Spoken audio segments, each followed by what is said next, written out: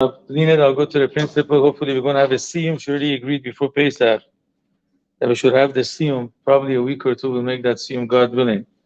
But we're going to discuss that. If you remember last week, we spoke about that the attribute number 10, I think it was 10, that it says Titan Emet le Yaakov, that God deals with Emet, with truth, with Yaakov. We explained that Yaakov are regular Jews that only keep the minimum, just I keep enough not to go to Gehenna in very, very simple terminology, but they don't go beyond their ways.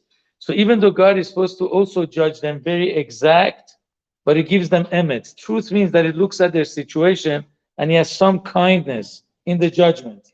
And the lesson that we learned was that also if somebody, let's say, does or deals with us in a very, very limited way, we have to look at his situation.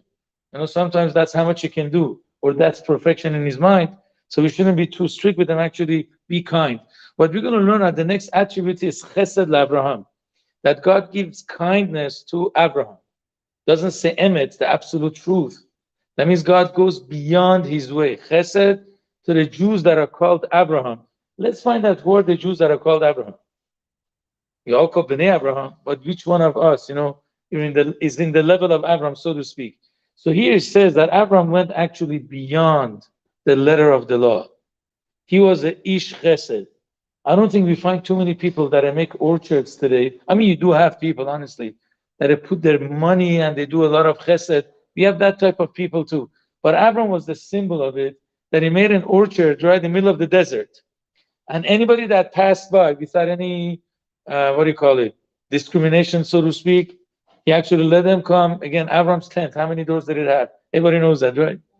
4 tents exactly. So the guy shouldn't even go out of his way to get inside the tent. So he was like a symbol of chesed, and he gave them food for free. The only time that he charged them, sounds like our synagogue, everything is free. Right? Anyway, so what happens is the only time that he charged them is if the guy refused to thank God. So the Medrash says, then he says, oh, you don't want to thank God? No, I don't believe in God. So I said, okay, so you got to pay like 10 coins for the meat, 10 coins for the bread. So this is not in the Gemara, by the way. The Gemara Sota doesn't bring this part. It just says that he encouraged people to bless God. What happens if they didn't want to? So the Medrash says he charged them money, 10 times more. When they complained, he was a good businessman too. Could you believe that? I think Biden would hire him to become his treasurer, to take care of the money. So he told them, who would give bread or meat or a bottle of wine in the desert? Nobody. So you got to pay for the service too. So either the guy paid for it, or the poor guy didn't have the money, he had to thank God.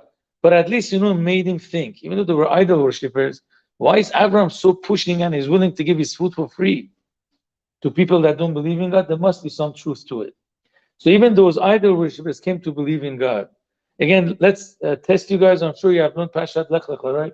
Many years ago, or this year, it says that Abraham, brought all his money from Charan bet hanefesh asher asu becharan. Simply, nefesh means the slaves that he had, but the slaves are his property, and the Torah says he took all his property. So what does nefesh mean? Cannot mean his servants, because they're his property. So what does Rashi say? People from the Midrash who are the nefesh? What? No, Abraham didn't have a son yet when he came from Haran. He got his both kids in Israel. Nefesh. So Rashi brings a medrash that Abraham, they had limitations. Abraham used to convert people to believe in God. He converted the men, and Sarah converted the women. Again, not in Judaism, to believe in God. I mean, who else does that? You have very few people that go out of their way to do kiruv these days. So this is Abraham. So because he's not exact with people, he goes beyond the letter of the law. So God is not too exact with such people either when they do wrong things. Is that clear? So it says people that are level of Abraham, chesed, they go beyond their way, beyond the letter of the law to do chesed. So God is very, very kind with them too. With this, the Vilna Gaon explains a very interesting Gemara. The Gemara, I think it's in Masechta Brachos, I'm not sure, but the Gemara says that the angels come and they complain to God. Why are you so kind to the Jews? Doesn't it say God doesn't favor anybody? Right? But in Birchat Kohanim, what do we say? Yisa Hashem panav elecha. God is going to favor you.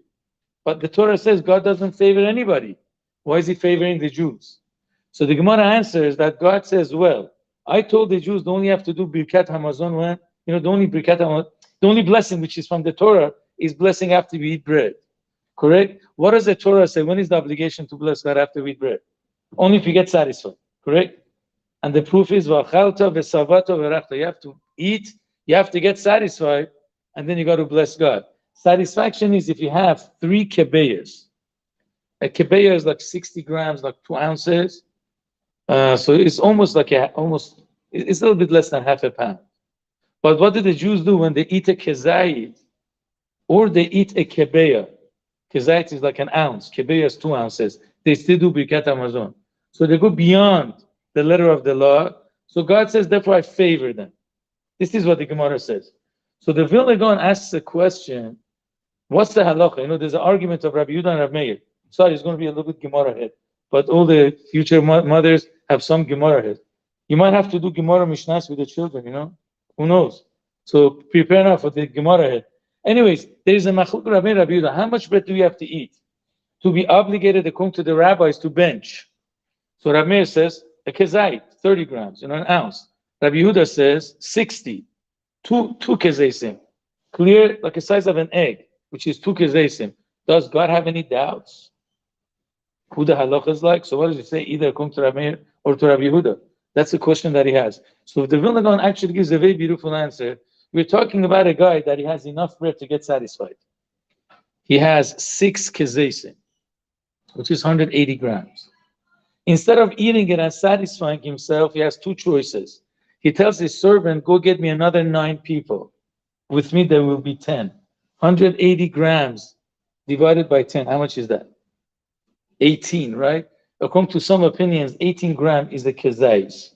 Although we say be strict, you're going to have an ounce, which is like 27, 28 grams. But some people say 18 grams is good enough too. If you hate the maror, right, Pesach night, at least you have 18 grams. That's a kezayis according to some opinion. So the guy says, you know what? I don't want to satisfy myself. I want to go out of my way because I want to bless God's name. When you have 10 people, how do you do the benching, people? So then everybody gets a kezayis. Let's say if his servant can't find 10 people. So it says, get me 3 people at least. 180 divided by 360 grams each, right? That's a kebeya.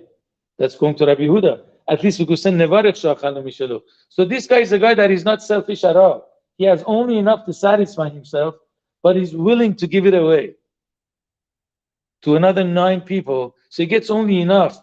Doesn't satisfy his hunger, but he's not hungry anymore. But at least he says God's name. If he can't get 10 people, at least he invites another 2 people, so that 3 that could send nevarech sha'achanu mishelo. This is what God is saying. If this person is so unselfish that instead of eating everything for himself, he invites another 9 people to be able to bless God, he goes out of his way. That's why it says both opinions, right?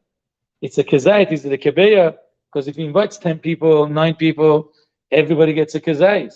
If he can't find 10, he's going to bring another 2 to have it 3 to have zimun. So at least everybody gets a kebeya. So it's not that God has doubts. He's saying how generous this guy is.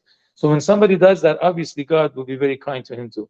So here the Tomerdevorah says you have to be just and kind to everyone.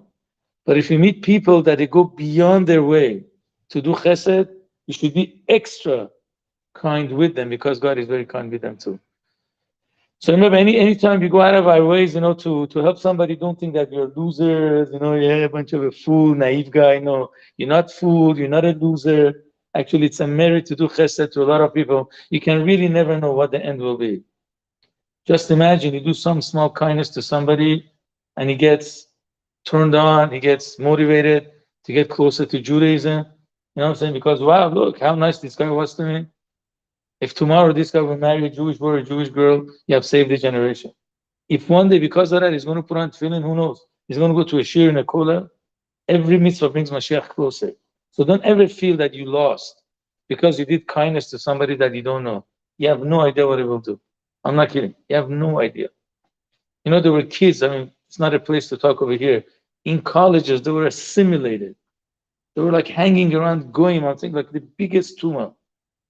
He just one time invited him to a synagogue to eat some food. Just come, for the kebab. Persians love kebab. And then he hangs around some Jewish friends.